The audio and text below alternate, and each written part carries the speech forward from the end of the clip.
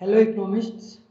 तो इस वीडियो में हम देखेंगे मार्सेलियन अनकम्पनसेटेड डिमांड कर्व क्या होता है, हिक्सियन कंपनसेटेड डिमांड कर्व क्या होता है, उसका मैथमेटिकल और ग्राफिकल डिराइवेशन भी हम देखेंगे कि वो कैसे किया जाता है।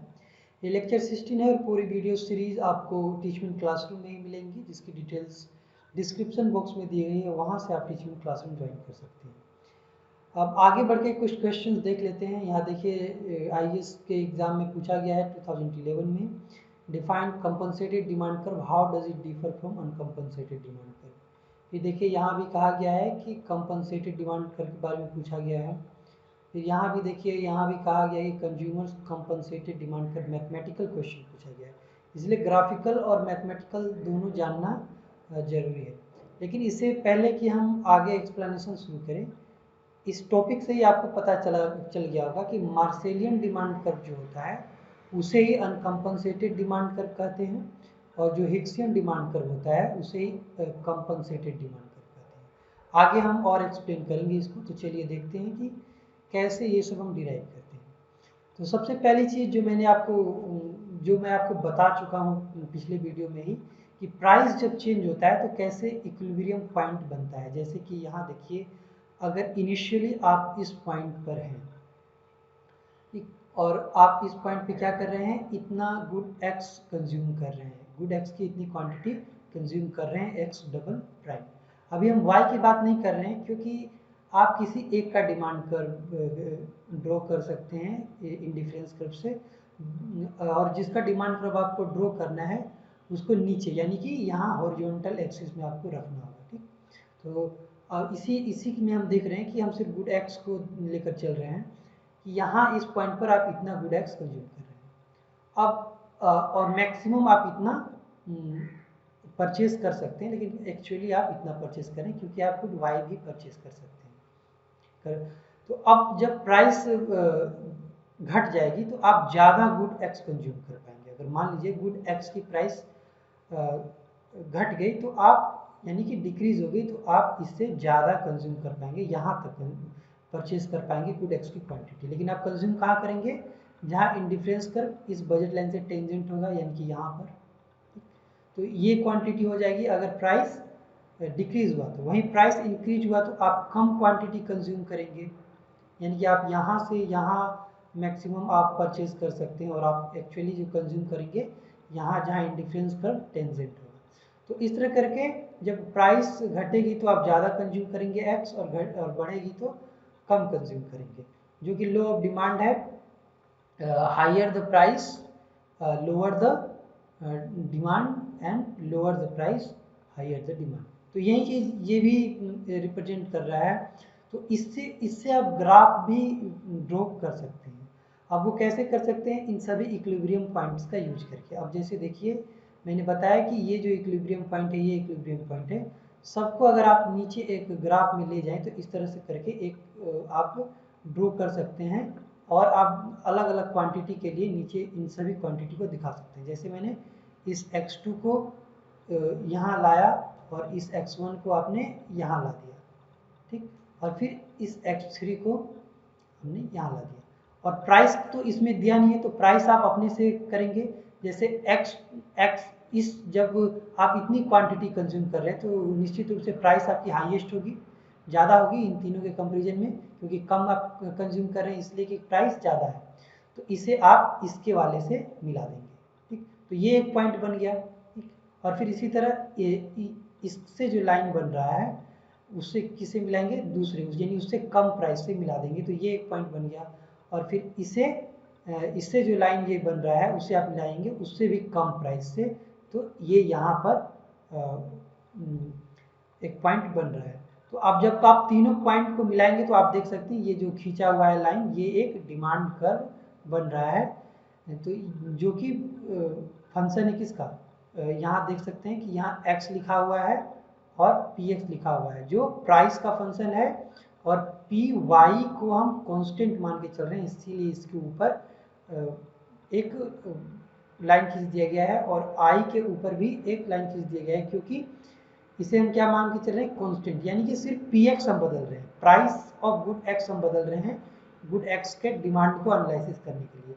py को अभी हम नहीं बदल रहे हैं। ठीक, यानी इसको आप सिंपली ऐसे भी लिख सकते हैं कि जो डिमांड है एक्स का, it is the function of price of good x, ऐसे लिख सकते हैं। ठीक, अब इसे थोड़ा एक्सटेंशन में आपने लिखा हुआ है कि हाँ पी वाई भी अफेक्ट कर सकता है, आई भी है, एक डिटर्मिनेंट होता है डिमांड का, लेकिन हम उसे फिलहाल कांस्टेंट मान के चल रहे हैं। फिलहाल हम सिर्फ पी एक्स के प्राइस में वेरिएशन को एनालाइज करें। तो इस तरह से आपका एक डिमांड कर्व बन जाता है अलग अलग इक्विलिब्रियम पॉइंट्स को मिलाकर। ठीक, तो ये जो डिमांड कर्व बना, इसे ही हम कहते हैं मार्सेलियन डिमांड कर्व। इसे ही हम क्या कहेंगे, मार्सेलियन डिमांड कर्व। अब मार्सेलियन डिमांड कर्व जब हम इसे कर रहे हैं तो निश्चित रूप से ये कहीं ना कहीं मार्शल से ही जुड़ा होगा, क्योंकि मार्शल ने जो कंसेप्ट दिए हैं इकोनॉमिक्स में उसी से रिलेटेड है। ठीक, और इसे ही हम क्या कहते हैं, अनकम्पनसेटेड डिमांड कर्व भी कहते हैं। ठीक, ये ध्यान रखना है, इसे ही हम अनकम्पनसेटेड डिमांड कर्व भी कहते हैं, यानी कि मार्सेलियन डिमांड कर्व को ही हम अनकम्पनसेटेड डिमांड कर्व कहते हैं। और अनकम्पनसेटेड डिमांड कर्व क्यों कहते हैं ये हम आगे आपको बताएंगे। अब जैसे देखिए कि इसमें हमने क्या किया है, एक चीज़ और आप जान लीजिए कि हमने प्राइस इफेक्ट और इनकम इफेक्ट को अलग अलग नहीं किया है। जैसे कि आपको मैंने पीछे बताया था कि जब इक्विलिब्रियम चेंज होता है यहाँ से यहाँ आता है, तो उसमें दो इफेक्ट काम कर रहे होते हैं। एक सब्स्टिट्यूशन इफेक्ट होता है जो यहाँ से यहाँ तक क्वांटिटी चेंज के लिए रिस्पॉन्सिबल होता है, यानी कि इतना जो इंक्रीज हुआ यहाँ से यहाँ तक, इसके लिए सब्स्टिट्यूशन इफेक्ट रिस्पॉन्सिबल है। और जो इतना और इंक्रीज हो गया उसके लिए इनकम इफेक्ट रिस्पॉन्सिबल है, जिसको मैं पहले एक्सप्लेन कर चुका। तो ये जो आपने डिमांड कर्व ड्रॉ किया, इसमें आपने वो सब नहीं लाया, आपने पूरा प्राइस इफेक्ट ले लिया, यानी कि यहाँ से यहाँ तक का जो पूरा इफेक्ट था उसने ले लिया। यानी कि ये जो डिमांड कर्व ड्रॉ किया गया है ये प्राइस इफेक्ट पर ड्रॉ किया गया है। ठीक, इसमें सिर्फ प्राइस इफेक्ट को लिया जाता है, टोटल प्राइस या कहिए कि टोटल इफेक्ट को लिया गया है। लेकिन एक डिमांड कर्व आप ऐसे भी ड्रॉ कर सकते हैं कि उसमें सिर्फ आप सब्स्टिट्यूशन इफेक्ट बोलिए, तो उसमें क्या होगा, सब्स्टिट्यूशन इफेक्ट निकालने का तरीका मैं आपको बता चुका हूँ कि ये जो बजट लाइन है इसी के पैरेलल हम एक बजट लाइन ड्रॉ करते हैं जो कि पिछले वाले इंडिफरेंस कर्व को के पर टेंजेंट होती है। जैसे ये आप लाइन देख रहे हैं कि ये इस इंडिफरेंस कर्व पहले वाले इंडिफरेंस कर्व से ही टेंजेंट है, तो ये एक पॉइंट और बन जाता है। पहले से ये आपका इक्विलिब्रियम पॉइंट था, ये एक और बन गया। इसी तरह इनकम और बढ़ेगी, ये थोड़ा लंबा ग्राफ चला जाएगा, यहाँ से ऐसे ऐसे होते होते यहाँ पर जाएगा, तो यहाँ भी एक और पॉइंट बन जाएगा जो यहाँ से एक अलग बजट लाइन टेंजेंट होगा। ठीक, तो वहाँ भी एक पॉइंट बन जाएगा। तो जब आप इन तीनों पॉइंट को जोड़ेंगे, यानी कि पहले तो यहाँ देखिए कि एक ही इंडिफरेंस कर्व पे ये सारे पॉइंट बन रहे हैं, यहाँ आप क्या देख रहे थे, अलग अलग बने इंडिफरेंस कर्व पे बन रहे थे। यानी कि ये कुछ ऐसा होगा, इस तरह का होगा कि एक ही इंडिफरेंस कर्व पर अलग अलग पॉइंट होंगे इक्विलिब्रियम के, अगर आप सिर्फ सब्स्टिट्यूशन इफेक्ट को ही ले रहे हैं। क्योंकि हम यहाँ क्या कर रहे हैं, हम सिर्फ सब्स्टिट्यूशन इफेक्ट को लेकर चल रहे हैं। ये सब्स्टिट्यूशन इफेक्ट है, जब यहाँ दूसरा लाइन खींचेगा तो सब्स्टिट्यूशन इफेक्ट यहाँ तक आ जाएगा, इनकम इफेक्ट और इधर आ जाएगा। तो इस तरह करके बहुत सारे पॉइंट बना के आप इस तरह का ग्राफ ड्रॉ कर सकते हैं।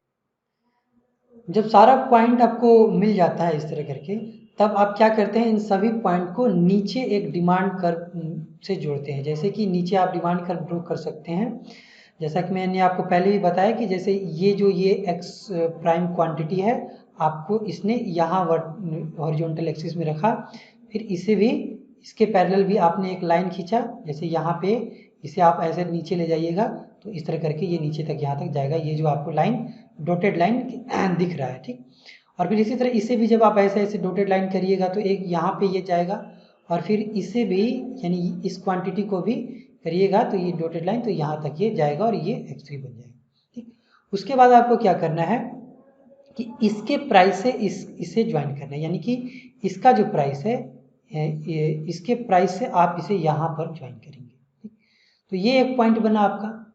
ठीक, इसी तरह इसे जब आप इस क्वांटिटी को उसके ज्वाइन करेंगे इस प्राइस से, अब ये प्राइस सबसे ज़्यादा है क्योंकि यहाँ क्वांटिटी सबसे कम है, कम इसलिए है क्योंकि प्राइस ज़्यादा था, इसलिए कम कंज्यूमर ने एक्स को कंज्यूम किया है। ठीक, तो ये एक पॉइंट बनेगा। इसी तरह प्राइस को और लोअर ले जाइएगा तो ये एक पॉइंट बनेगा। तो इस तरह करके आप बहुत सारे पॉइंट खींच सकते हैं। 3 काफ़ी है एक डिमांड कर्व ड्रॉ करने के लिए, 2 भी काफ़ी था, 2 करके भी आप दिखा सकते हैं, 3 करना जरूरी नहीं है। तो इस तरह करके एक डिमांड कर्व बन जाता है आपका।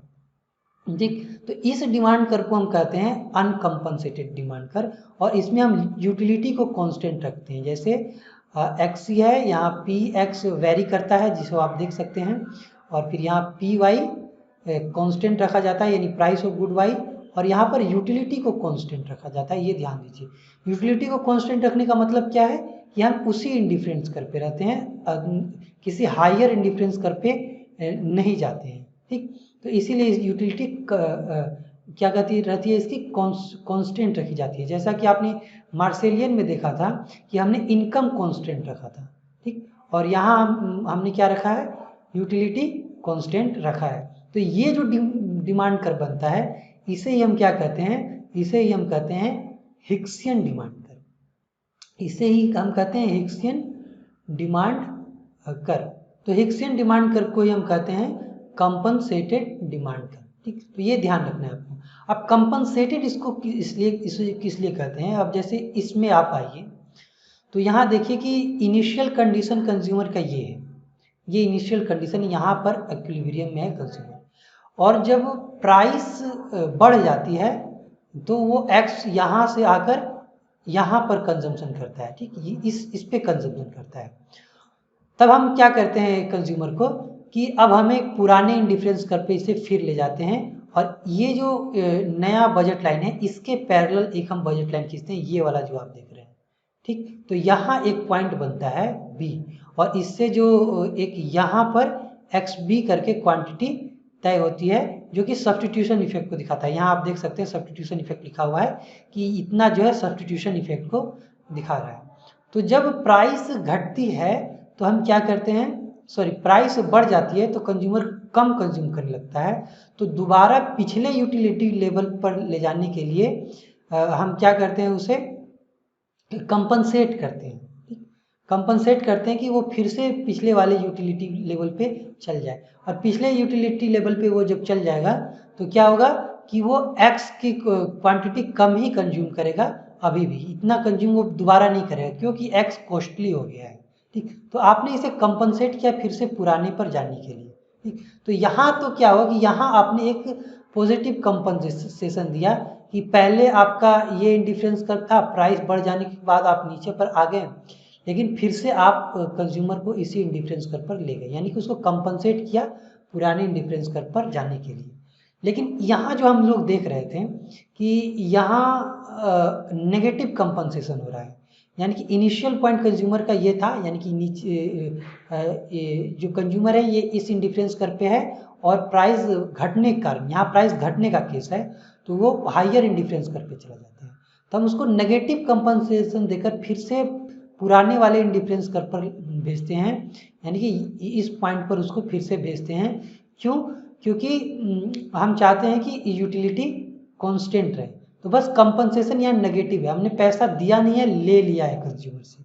ठीक, तो इसीलिए हम इसे कहते हैं कंपनसेटेड डिमांड कर्व, क्योंकि हम यहाँ कुछ कंपनसेशन दे रहे हैं कंज्यूमर को, पॉजिटिव कहिए या नेगेटिव कहिए। लेकिन जब यहाँ मार्सेलियन आप देख रहे थे तो यहाँ कोई कंपनसेशन की बात नहीं हो रही थी, सिंपली जो इक्विलिब्रियम पॉइंट बनता था उससे हम डिमांड कर्व ड्रॉ कर देते थे, तो कोई कंपनसेशन की बात यहाँ पे नहीं होती थी। इसलिए हम इसे कहते हैं अनकम्पनसेटेड डिमांड कर्व। मार्सेलियन डिमांड कर्व को हम क्या कहते हैं, अनकम्पनसेटेड डिमांड कर्व, और हिक्सियन को हम कहते हैं कंपनसेटेड डिमांड कर्व। अब क्या होता है कि जो मार्सेलियन डिमांड कर्व होता है जिसमें इनकम आपने कांस्टेंट रखा था, वो क्या होता है, वो ज़्यादा फ्लैटर होता है हिक्सियन डिमांड कर्व से। ये देखिए ये हिक्सियन डिमांड कर्व है कि इसमें यूटिलिटी कांस्टेंट है, ज़्यादा फ्लैटर होता है। ज़्यादा फ्लैटर होने का मतलब क्या है कि इसकी इलास्टिसिटी भी जो होती है वो क्या होती है, कम होती है। जितना ज़्यादा फ्लैटर होगा उसकी इलास्टिसिटी हर पॉइंट पे क्या होगी, कम होगी।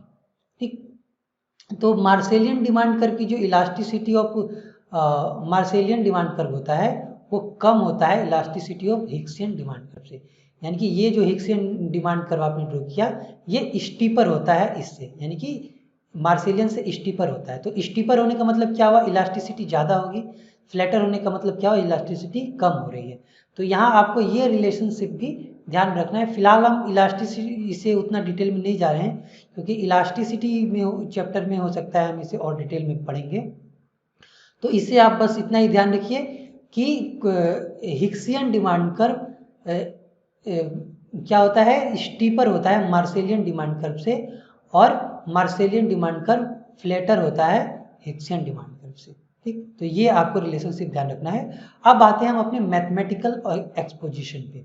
ठीक, तो मैथमेटिकल एक्सपोजिशन में क्या होगा कि जब मार्सेलियन डिमांड कर्व की हम बात कर रहे हैं, ठीक, मार्सेलियन डिमांड कर्व की हम बात कर रहे हैं, तो हमारे पास एक यूटिलिटी फंक्शन होगा।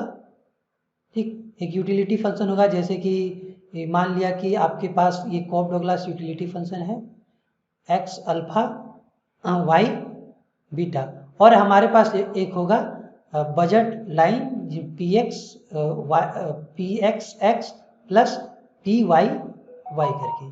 ठीक, और इससे हमने आपको पहले ही बता दिया है कि कैसे हम डिराइव करते हैं डिमांड कर्व। तो आप पिछली की वीडियोस में देखें, डिराइवेशन ऑफ डिमांड कर्व करके मैंने शायद कोई वीडियो बनाया है, या फिर यूटिलिटी मैक्सिमाइजेशन में भी आप जब देखेंगे तो हमने x इसमें से कैसे ड्रॉ किया जाता है, x का और y का वैल्यू वो हमने बताया हुआ है। ठीक, तो ये जो x का डिमांड कर्व है और y का डिमांड कर्व है, जब हम इसे निकालते हैं तो आपने देखा है कि कुछ इस तरह का आता है x का, और कुछ इस तरह का आता है y का डिमांड फंक्शन। ठीक, तो ये x का डिमांड फंक्शन हो गया, फिलहाल तो हम x का ही देख रहे हैं।